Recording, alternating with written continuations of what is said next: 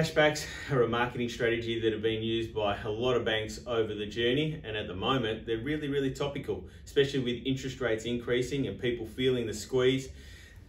What a cashback is, though, it's a sugar hit, and I'm going to explain to you why you shouldn't get sucked into the sugar hit, because you've got to sit there and think about whether the cashback is actually really in your best interest, whether it's in the bank's best interest or it's in the broker's best interest, right? So cashbacks, anywhere between 2,000 and 4,000 at the moment. I've used a midpoint of 3,000 in this example. What you need to understand with the cashback is, though, you have to deduct the costs associated with the refinance to start with.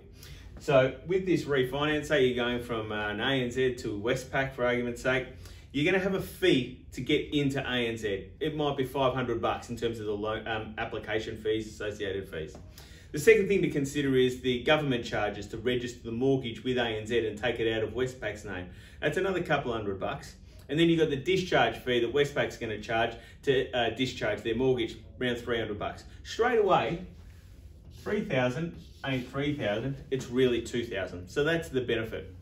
In this example, I've now gone and I suppose put together some relevant examples for where we're at the moment. 3.5% being the interest rate, a $500,000 mortgage, average type of mortgage. And there I've noted the repayment. The repayment's $2,245 per month. That's on a standard 30-year mortgage, assuming that you're not paying anything extra.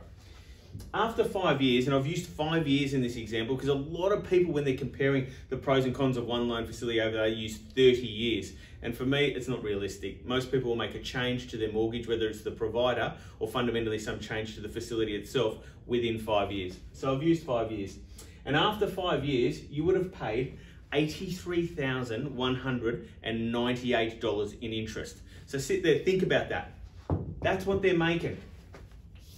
It's worth giving you that $2,000 back. It's not a bad return on investment. So I sat there and said, okay, you're going to go through an application process there. Do you actually need to go through that to get the benefit of a cashback?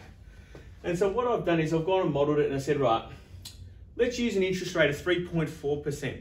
So if you're with your current funder, you've been given this cashback offer by one lender, and then you turn around and go, okay, let me have a look at what I can get with my existing funder.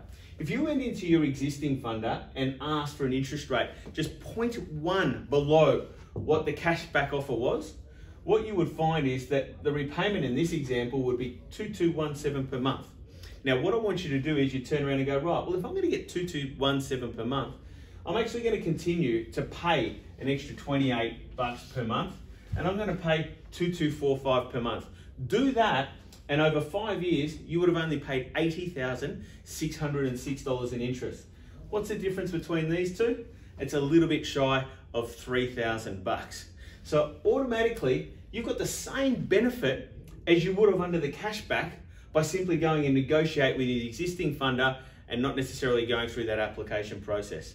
Now, I can hear a lot of people going, yeah, that's fine, Mark, but in this particular example, right, I've still got $2,000 in my pocket, and I want that $2,000 because I want to do something with that $2,000.